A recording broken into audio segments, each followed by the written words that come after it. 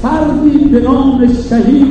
سختی دارید. ፕሬዝዳንት ትራምፕ በኢራን የሥርዓት ለውጥ መጥቷል ቢሉም እንደ እውነቱ ከሆነ እስላማዊቷ ሪፐብሊክ አልተገረሰሰችም። ይልቁንም ስልጣኑ ከሃይማኖት አባቶች እጅ እየወጣ በጽኑና በከረረ ወታደራዊ አመራር እጅ ላይ ወድቋል። سید مجتبی حسینی خامنه‌ای በጦርነቱ የመጀመሪያው ቀን የአሊ ሐሚኒ መገደል ትልቅ የስልጣን ክፍተት የፈጠረ ሲሆን ይህም ለጦሩ አዲስ ዕድል አመጣ። በአባታቸው ሞት ማግስት በተቀሰቀሰው የስልጣን ሽኩቻ ወቅት አብዮታዊ ዘቡ ለልጆቻቸው ለሞጃታብ ድጋፍ ለመስጠት ሶስተኛው የኢራን የበላይ መሪ ሆኖ እንዲመረጥ ወሳኝ ሚናም ተጫውቷል። በአሁኑ ወቅት ጦሩ በርካታ የስልጣን ቁልፎችን በእጁ አስገብቷል። ብርጋዴር ጀነራል አህመድ ዲን ቫሂድ የጦር ኃይሎቹ ጠቅላይ አዛዥ ሲሆኑ የብሔራዊ ደህንነት ምክር ቤት አዲስ ተሿሚ የሆኑት ጀነራል መሐመድ ባጋር ዞልጋዳር ደግሞ የቀድሞ የዘቡ አዛዥ ናቸው። በተጨማሪም ጀነራል ያህያ ረሂም ለአባትየውም ሆነ ለልጁ የበላይ መሪዎች እንደ ዋነኛ ወታደራዊ አማካሪ በመሆን በማገልገል ላይ ይገኛል። የኢራኑ ተንታኝ አሊ ቫኤዝ እንደገለጹት ሞጃታብ የበላይ አይደለም። በስም መሪ ሊሆን ቢችልም እንደ አባቱ ግን ፍጹም ስልጣን ያለው መሪ አይደለም። ሞጃታብ ለአብዮታዊ ዘቡ ተገዢ ነው። ምክንያቱም ለስልጣን የበቃውም ሆነ የሥርዓቱ መኖር የተረጋገጠው በእነሱ ድጋፍ በመሆኑ ነው ብለዋል። ሌሎች ምንጮች እንደሚያመለክቱት ጀነራሎቹ ከአሜሪካና ከእስራኤል ጋር የተጀመረውን ጦርነት ለሥርዓቱ መኖር እንደ ስጋት የሚመለከቱት ቢሆንም ከ5 ሳምንታት ከፍተኛ ውጊያ በኋላ ስጋቱን መቆጣጠር እንደቻሉ ያምናሉ። በማንኛውም ውሳኔ ምዕራፍ ላይ ስትራቴጂ የመንደፍና ሀብትን የመጠቀም ውሳኔዎችን በበላይነት እየመሩት ይገኛሉ። ጀነራሎቹ የሆርሙዝ የባህር ሰርጥን በመዝጋት የዓለምን ኢኮኖሚ ከማናወጣቸው ባለፈ በጦርነቱ ያገኟቸውን ድሎች በአገር ውስጥ ያሉ የፖለቲካ ተቀናቃኞቻቸውን ለመርታት እንደ ትልቅ መሳሪያ እየተጠቀሙባቸው ነው። በተመረጡት ፕሬዝዳንት የሚመራው ካቢኔ ከዋና ዋና ውሳኔዎች እንዲገለል የተደረገ ሲሆን ትኩረታቸውንም እንደ ምግብና ነዳጅ አቅርቦት ባሉ የቤት ውስጥ ሥራዎች ላይ ብቻ እንዲያደርጉ መታዘዛቸውን መረጃው ያላቸው ባለሥልጣናት ገልጸዋል። አያቶላ አሊ ሐማኒ ኢራንን በበላይነት መሪነት በሚያስተዳድሩበት ወቅት በጦርነት በሰላምና ከአሜሪካ ጋር በሚደረጉ ድርድሮች ላይ ፍጹም የሆነ የውሳኔ ባለቤት ነበሩ።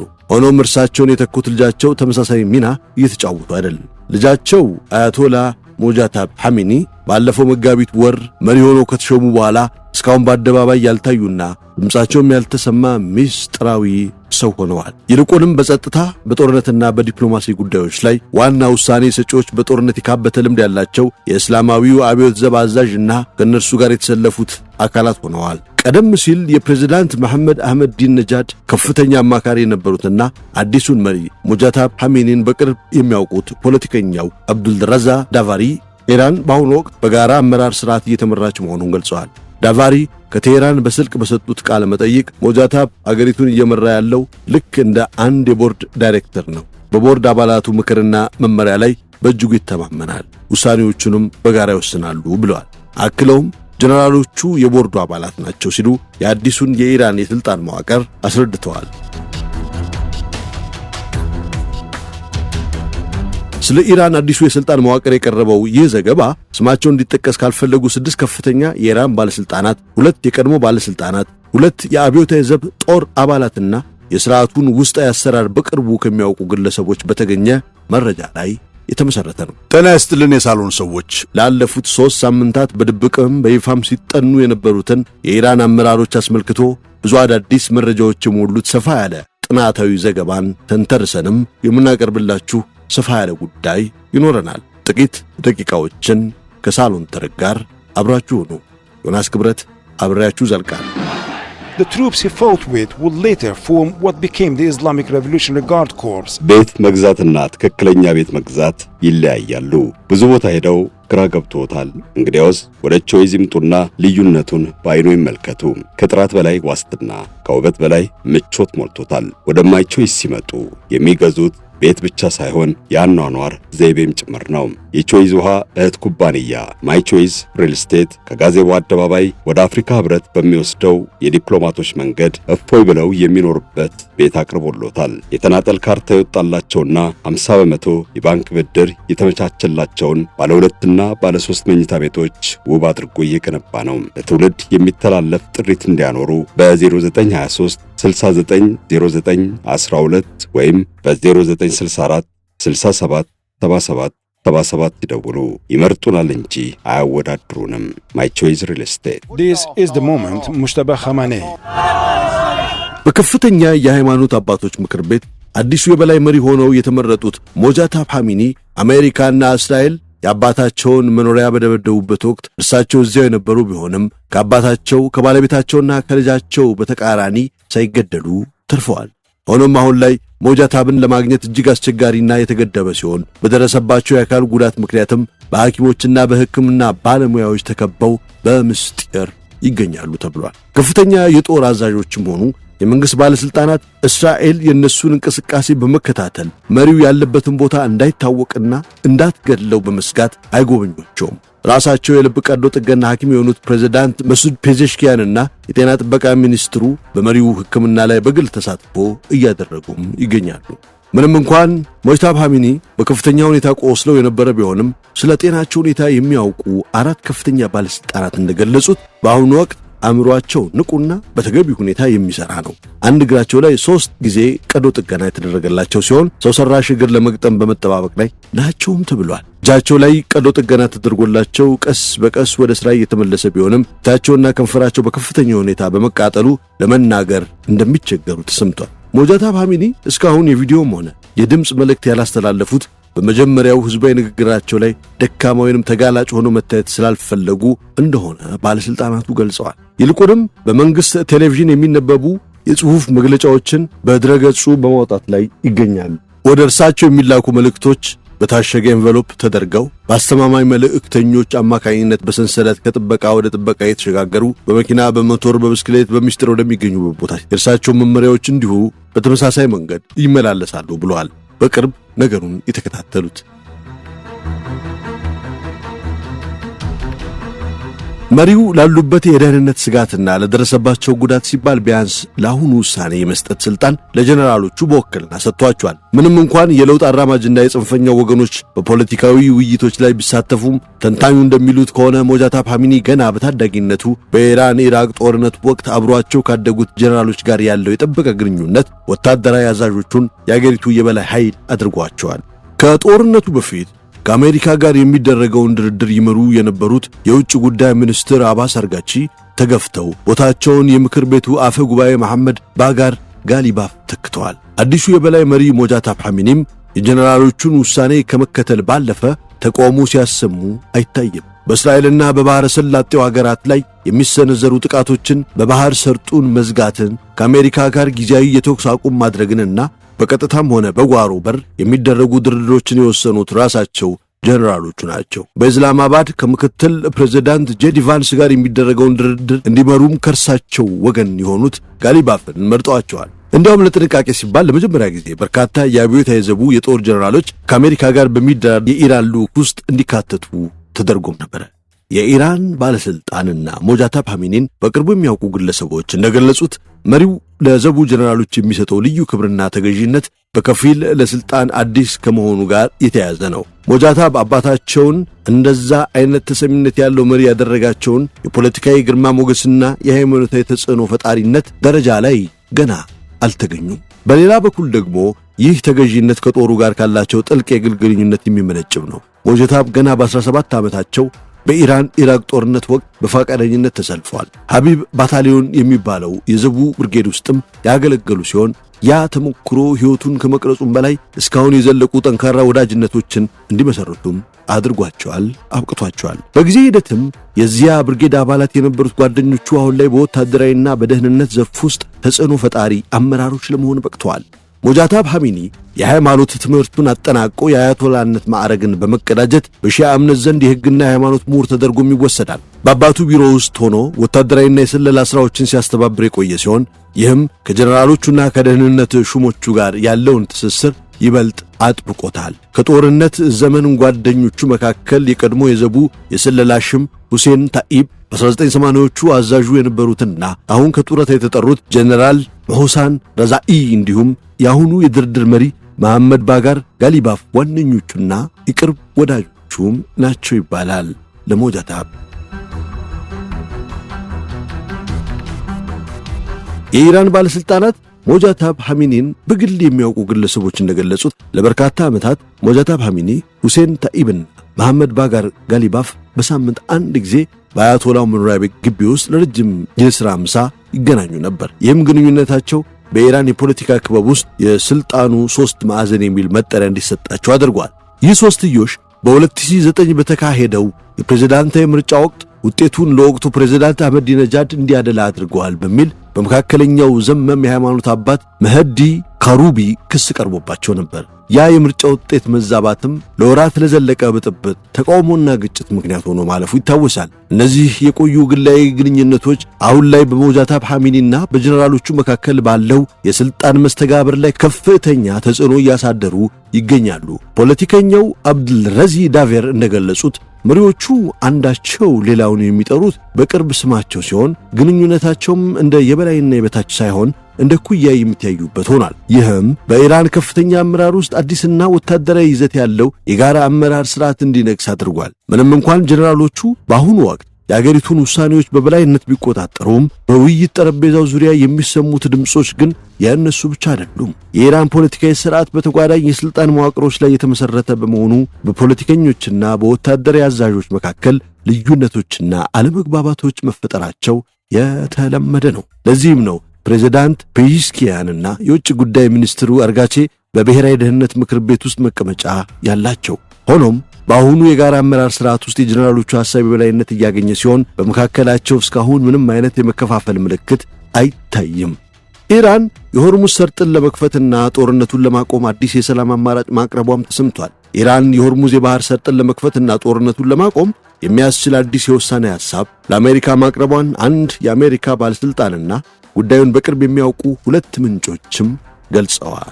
በዚህ አዲስ ዕቅድ መሰረት እጅግ አወዛጋቢ የሆነው የኒውክሌር ድርድር ለቀጣይ ጊዜ እንዲተላለፍ አሁን ላይ ትኩረቱ በባህር ሰርጡ መከፈት ላይ ብቻ እንዲሆንም ተጠይቋል። ኢራን ይህንን አማራጭ ያቀረበችው የኒውክሌር ጉዳዩን ለጊዜ ወደ ጎን በመተው ፈጣን ስምምነት ላይ ለመድረስ በማለም ስለመሆኑም ተዘግቧል። ሆኖም ግን የባህር እገዳው እንዲነሳና ጦርነቱ እንዲቆም መስማማት ፕሬዝዳንት ትራምፕ በኢራን ላይ ያለችውን ዋነኛ የጫና መሳሪያ ሊያሳጣቸው ይችላል። ትራምፕ ኢራን ያከማቸችውን የበለጸገ ዩራኒየም እንድታስወግድና ማበልጸጉን እንድታቆም ለማስገደድ ይህንን እገዳ እንደ ስትራቴጂ የተጠቀሙበት ሲሆን የባህር እገዳው የኢራን ነዳጅ ኤክስፖርት እያነቀ በመሆኑ ቴህራን በሚቀጥሉት ጥቂት ሳምንታት ውስጥ እጅ እንድትሰጥ ያደርጋታል በሚል እምነት እገዳውን የመቀጠል ፍላጎቶች እንዳላቸው አመልክተዋል። በቧንቧዎችሽ ውስጥ እጅግ ከፍተኛ መጠን ያለው ነዳጅ እየፈሰሰ ያለ በመርከቦችሽ ጭነሽ ማውጣት ካልቻልሽ ቧንቧው ከውስጥ ይፈነዳል። ይህ እስኪሆንም 3 ቀናት ብቻ ነው የሚቀራቸው ሲሉ በቀጣይ ምን እንደሚወስኑ ጥቁምታ ሰጥተዋል። በአሜሪካና በኢራን መካከል ያለው የድርድር ቀውስ የኢራን የውጭ ጉዳይ ሚኒስትር አባስ አርጋቺ በፓኪስታን ያደረጉት ቆይታ ያለምንም ውጤት መጠናቀቁን ተከትሎ ይበልጥ ተባብሷል። ትራምፕ የኢራንን ወገን ቀጥተኛ ድርድር ለማድረግ ዝግጁ ባለመሆኗ ልዩ መልእክተኞቻቸውን ስቲቭ ዊትኮፍና ያሬድ ኩሽነርን ወደ ኢስላማባድ ሊያደርጉት የነበረው ጉዞም ተሰርዟል። በአሁኑ ሁኔታ 18 ሰዓታት በረራ አድርጎ እነሱን መላክ ትርጉም የለውም፣ በስልክም ልንነጋገር እንችላለን ብለዋል። የኢራን አዲሱ አማራጭ መጀመሪያ በሆርሙዝ ሰርጥና በአሜሪካ እገዳ ላይ መፍትሄ እንዲፈለግ ከዚያም የተኩስ አቁሙ ለረጅም ጊዜ እንዲራዘም ወይንም ጦርነቱ በቋሚነት እንዲቆም የሚጠይቅ ነው ተብሏል። የኒውክሌር ድርድሩ የሚጀምረው ሰርጡ ተከፍቶና እገዳው ተነስቶ አገሪቱ መረጋጋት ስትጀምር እንደሆነም ተገልጿል። ዋይት ሃውስ ይህንን ጥያቄ ቢቀበልም አሜሪካ በዚህ መንገድ ለመደራደር ፈቃደኛ መሆን አለመሆኗ ግን እስካሁን አልታወቀም። የዋይት ሃውስ ቃል አቀባይ ኦሊቪያ ዌልስ አሜሪካ ጥቅሟን የሚያስጠብቅና ኢራን የኒውክሌር መሳሪያ እንዳይኖራት የሚያደርግ ስምምነት ላይ ብቻ እንደምትቆም ገልጸዋል። የኢራን ጦርነት የጊዜ ገደብና በትራምፕና በኮንግረሱ መካከል ያለው ፍጥጫ ቀጥሏል። ፕሬዚዳንት ዶናልድ ትራምፕ በሕገ መንግሥቱ የተሰጣቸው ሥልጣን ሙሉ በሙሉ በመጠቀም ጠንካራ መሪ መስለው መታየትንም ይወዳሉ። የጦር ኃይሎች ጠቅላይ አዛዡ እንደመሆናቸው መጠን ወታደራዊ እርምጃ የመጀመር መብት ቢኖራቸውም በ48 ሰዓታት ውስጥ ለኮንግረሱ በይፋ ማሳወቅ ይኖርባቸዋል። ትራምፕ ይህንኑ ግዴታቸውን በወቅቱ ተወጥተዋል። ሆኖም አሁን ሁለተኛውና ወሳኙ የጊዜ ገደብ እየተቃረበ ነው። ይኸውም አንድ ወታደራዊ ዘመቻ ያለ ሕዝብ ተወካዮች ምክር ቤትና የኮንግረሱ ይሁንታ ሊቆይ የሚችለው ለ60 ቀናት ብቻ መሆኑን ነው። ይህ የአሰራር ጦርነት የጦርነት ሥልጣን ውሳኔ በሚባለው የ1973ቱ የፌዴራል ሕግ ላይ ተመሠረተ ነው። የአሜሪካ ሕገ መንግሥት መሥራቾች ከ240 ዓመታት በፊት ለጦርነት ያላቸውን ኃላፊነት ሲከፋፈሉ ፕሬዝዳንቱ የጦር ኃይሎች ጠቅላይ አዛዥ እንዲሆኑ፣ ኮንግረሱ ደግሞ ጦርነቱን የማወጅ ብቸኛ ሥልጣን እንዲኖረው ደንግገዋል። ይህ የ1973ቱ ሕግ በጦርነቱ ወቅት በፕሬዝዳንቱና በኮንግረሱ መካከል ያለውን ስልጣን እንዴት መከፋፈል እንዳለበትም በዝርዝር ያስቀምጣል። ሕጉ ፕሬዝዳንቱ ሰራዊቱን ወደ ግጭት ውስጥ ከማስገባታቸው በፊት በማንኛውም አጋጣሚ ከኮንግረሱ ጋር እንዲመክሩ ያሳስባል። ይህ የጦርነት ስልጣን ገደብ ሕግ የአሜሪካን ኮንግረስ በቪየትናም ጦርነት ወቅት ከነበረው ተሞክሮ የተማረው ትምህርት ውጤት ተደርጎም ይወሰዳል። በወቅቱ የነበሩት ፕሬዝዳንት ሪቻርድ ኒክሰን ሕጉን ባይደግፉትም ኮንግረሱ በ2/3 ድምፅ ውድቅ በማድረግ እንዲጸድቅ አድርጎታል። ምንም እንኳን ጦርነት የማወጅ ስልጣን የኮንግረሱ ቢሆንም አሜሪካ ለመጨረሻ ጊዜ በይፋ ጦርነትን ያወጀችው በሁለተኛው የዓለም ጦርነት ወቅት በቡልጋሪያ፣ ሃንጋሪና ሮማንያ ላይ ነበር። ከዚያ በኋላ የነበሩ ፕሬዝዳንቶች ግን የሕጉን አሻሚ አገላለጾች በመጠቀም ወታደራዊ እርምጃዎችን ሲወስዱ ቆይተዋል። አሁንም በትራምፕና በኮንግረሱ መካከል ያለው ፍጥጫ ይህም ለኢራን ጦርነት ቀጣይ ዕጣ ፈንታ ወሳኝ ምዕራፍ ይሆናል ተብሎም ተገምቷል። ትራምፕ በቀጣይ ዳግም ፋርስን ይውረሩም አይውረሩም ኢራን ግን ኒውክሌር ከማግኘት እንደማትመለስ ሌላ ምንም ሳይሆን ይኸው የአሜሪካና የእስራኤል ወረራ በከባድ መንገድ ያስተማራት ይመስላል። በእያንዳንዱ በሚጣለው ቦምብ፣ በሚታገተው መርከብ፣ በሚሰነዘረው የማጥፋት ዛቻ ዶናልድ ትራምፕ ኢራን የእርሳቸውን ስምምነት ውድቅ እንድታደርግና ይልቁንም ለወደፊት ራስን መከላከያ የሚሆን የኒውክሌር መሳሪያ ባለቤት ለመሆን እንድትሮጥ እያደረጓት ነው። ትራምፕ የካቲት 21 ጦርነት ሲያውጁ ኢራን የተደቀነ ስጋት ናት ቢሉም እንደ እውነቱ ከሆነ ግን ኢራን የኒውክሌር መሳሪያ የላትም። መሳሪያው ያላቸው አሜሪካና እስራኤል ሲሆኑ የአሜሪካ የስለላ ድርጅቶችና የተባበሩት መንግስታት ተቆጣጣሪዎች ኢራን ከ2003 ወዲህ የኒውክሌር መሳሪያ ለመስራት መሞከሯን የሚያሳይ ምንም አይነት ፍንጭ ባይኖራቸውም ትራምፕ ኢራንን ወደ ድንጋይ ዘመን መልሳታለሁ ብለው መዛታቸው ይህ ሁኔታ እንዲቀየር ማስገደዱ አይቀሬ ነው። በአሁኑ ወቅት ኢራንን እየመሩ ያሉ የአብዮታዊ ዘቡ የጦር ጀነራሎች ወደፊት የሚሰነዘሩ ጥቃቶችን ለመግታት ብቸኛው መንገድ የኒውክሌር መሳሪያ ባለቤት መሆን ነው የሚል አቋም መያዛቸው ትክክል ነው ብሎ ለመከራከር የሚያስደፍር ሁኔታ በምድሩ ላይ ተፈጥሯል። አሜሪካና እስራኤል የዲፕሎማሲያዊ ድርድር መካከል ሳይቀር 2 ጊዜ ያለማስጠንቀቂያ ጥቃት ሰንዝረውበታል። ስምምነት ቢደረስ እንኳን ኢራናውያን ትራምፕንና ቤንያሚን ኔታንያሁንን ማመን እንደማይችሉ ያውቃሉ። የትራምፕ ትኩረት የኢራንን የኒውክሌር መርሃ ግብር ለማጥፋት ቢሆንም የኒውክሌር ዕውቀትን በቦምብ ለማጥፋት አይቻልም። እንዲያውም ቴህራን መሳሪያውን እዚያው አገር ውስጥ ከመስራት ይልቅ ከውጭ አገር ለመግዛት ልትሞክር ትችላለች። ለዚህ ደግሞ የቆየች ወዳጇ ሰሜን ኮሪያ ዋነኛ ምንጭ ልትሆን ትችላለች። ቭላዲሚር ፑቲንም ቢሆኑ ድጋፍ ሊያደርጉ እንደሚችሉ መገመት አይከብድም። የሰሜን ኮሪያው መሪ ኪም ጆንግ ኡን እስካሁን ከጦርነት ርቀው ቢቆዩም በድብቅ ለሩሲያ ወታደሮችን እንደላኩት ሁሉ አሁንም ለቴህራን የኒውክሌር መሳሪያ ሊያቀርቡ ይችላሉ። የኒውክሌር መሳሪያ በሌላቸው አገራት ላይ የሚሰነዘረው ጥቃት ሌሎች አገራት የኒውክሌር ጋሻ እንዲመኙ እያደረገ ነው። ለምሳሌ ዩክሬን በ1994 የነበራትን የኒውክሌር መሳሪያ በምዕራባውያን የደህንነት ዋስትና ተለዋውጣ የነበረ ቢሆንም ሩሲያ ስታጠቃት ያ ዋስትና ዋጋ ቢስ ሆኗል። ኢራቅም የኒውክሌር መከላከያ ስላልነበራት በ2003 በአሜሪካ ወረራ ተፈጽሞባታል። የቬኔዙዌላ የኒውክሌር መሳሪያ ቢኖራት ኖሮ ትራምፕ ጥቃት ይሰነዝሩባት ነበር? በፍጹም። በትራምፕ የምትመራው አሜሪካ በቢሊዮኖች የሚቆጠር ዶላር የኒውክሌር ክምችቷን ለማዘመን እያወጣች ሲሆን ሩሲያ፣ ሰሜን ኮሪያ፣ ፈረንሳይ፣ እንግሊዝና ቻይናም በተመሳሳይ ሁኔታ መሳሪያዎቻቸውን እያሳደጉ ነው። ትራምፕ የቀዝቃዛው ጦርነት ዘመን የነበሩ የጦር መሳሪያ ቁጥጥር ስምምነቶችን ለማደስ ፈቃደኛ አይደሉም። እንዲያውም ባራክ ኦባማ ከኢራን ጋር የደረሱበትን የ2015 የኒውክሌር ስምምነት መቅደዳቸው ለዛሬው ግጭት ቀጥተኛ ምክንያት ሆኗል። በጦርነቱ የመጀመሪያ ቀን አያቶላ አሊ ኸመኒ ሲገደሉ የኒውክሌር መሳሪያ መስራትን የሚከለክለው የእሳቸው ሃይማኖታዊ ትእዛዝ አብሯቸው የሞተ የተቀበረ ይመስላል። ትራምፕ ሰሜን ኮሪያንና ኢራንን የሚያዙበት መንገድም የተለያየ ነው። ምንም እንኳን ሁለቱም አገራት የምዕራባውያን ተቃዋሚ ቢሆኑም ትራምፕ ሰሜን ኮሪያን ለማጥቃት አይደፍሩም። ምክንያቱም ሰሜን ኮሪያ የኒውክሌር መሳሪያ አላትና። ይህ ድርብ መስፈርት ደግሞ ለሌሎች አገራት ትልቅ ትምህርት እየሰጠ ነው። ኒውክሌር ካለ አትጠቃም የሚል መልእክት እያስተላለፈ ነው። ኢራን የራሷን የኒውክሌር መሳሪያ ለማግኘት ከሞከረች ሳውዲ አረቢያ፣ ግብፅና ቱርክም ተመሳሳይ መንገድ ይከተላሉ። ይህም በመካከለኛው ምስራቅ ብቻ ሳይሆን በዓለም አቀፍ ደረጃ አደገኛ የኒውክሌር ትጥቅ ፉክክርም ያስነሳል ተብሎም ይሰጋል። የትራምፕ የጦርነት ባህሪ የኒውክሌር መሳሪያ ባለቤት መሆንን ተመራጭ እያደረገው ነው። በኒውዮርክ የሚከፈተው የኒውክሌር መሳሪያ መበርከትን የሚቆጣጠረው የመቆጣጠሪያ ስምምነት ጉባኤም በከፍተኛ ስጋትና ጭንቀት ውስጥ ሆኖ ነው የሚጀምረው። ከዚህ አዘቅት ውስጥ ለመውጣት የሚያስችል ግልጽና ምክንያታዊ የሆነ የዲፕሎማሲያዊ ድርድር መንገድ ካልተገኘ እንደ ኢራን ያሉ ተጋላጭ አገራት የኒውክሌር መሳሪያ ባለቤት ለመሆን መግፋታቸው አይቀሬ ነው። ይህ ከሆነ ደግሞ የቀድሞ የቀዝቃዛ ጦርነት ዘመን አስፈሪ ቅዠት ዛሬ ወደ እውነታነት ይቀየራል። ባለፈው ሰሞን የኢራንና የአሜሪካ ተደራዳሪዎች ለሁለተኛ ዙር ድርድር ወደ ኢስላማባድ ለመብረር በዝግጅት ላይ ሳሉ ጀነራሎቹ ድርድሩን በድንገት አቋርጠውታል። ለቀናት ሲብላላ የቆየ ዋነኛው አለመግባባት ዶናልድ ትራምፕ በኢራን ላይ የጣሉትን የባህር እገዳ እስከቀጠሉ ድረስ ድርድሩ ሊቀጥል ይገባል የሚለው ነበር። እስካሁን ድረስ 27 የሚደርሱ የኢራን መርከቦች ወደ አገሪቱ ወደቦች ለመግባትም ሆነ ለመውጣት ሲሞክሩ በአሜሪካ ተከልክለው ተመልሰዋል። ከዚህ በተጨማሪም ትራምፕ ኢራን ሁሉንም ጥያቄዎቿን እንድትቀበል ለማስገደድ በትሩዝ ሶሻል ገጻቸው በሚያወጧቸው ማስፈራሪያዎችና ስምምነት ላይ ካልተደረሰ የአገሪቱ የኃይል ማመንጫዎችንና ድልድዮችን እንደሚደበድቡ መዛታቸው በጀነራሎቹ ዘንድ ከፍተኛ ቁጣ ቀስቅሷል።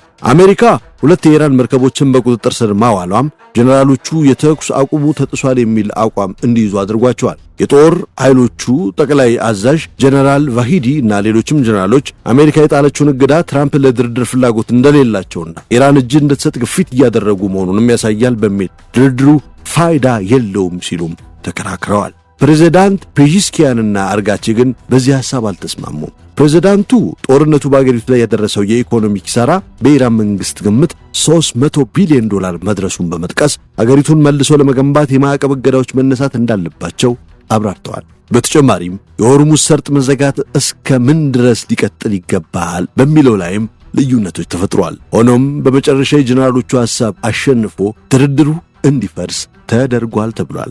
ምን ሊከሰት እንደሚችል አሁን ለማንም ግልጽ አይደለም። እንዲሁም የአብዮታዊ ዘብ አዛዦች ለሰላም ስምምነቱ ሲባል በሁለቱ አወዛጋቢ ጉዳዮች ማለትም የዩራኒየም ማበልጸግን ማቆምና ያለውን 970 ፓውንድ በከፍተኛ ሁኔታ የበለጸገ ዩራኒየም አሳልፎ መስጠትን በተመለከተ ለአሜሪካ በቂ ቅናሾችን ለማድረግ ይስማሙ አይስማሙ የታወቀ አንዳች ነገር የለም።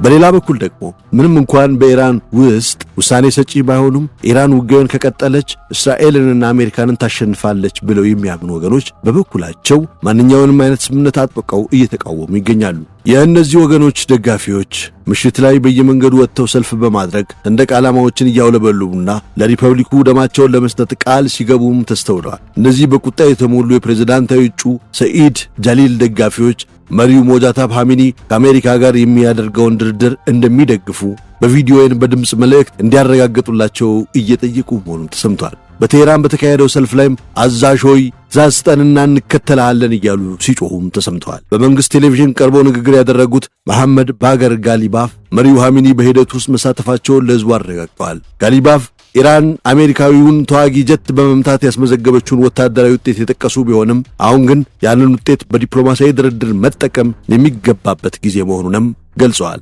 አንዳንድ ጊዜ ሕዝባችን አጥፍተናቸዋል ሲሉ እሰማለሁ።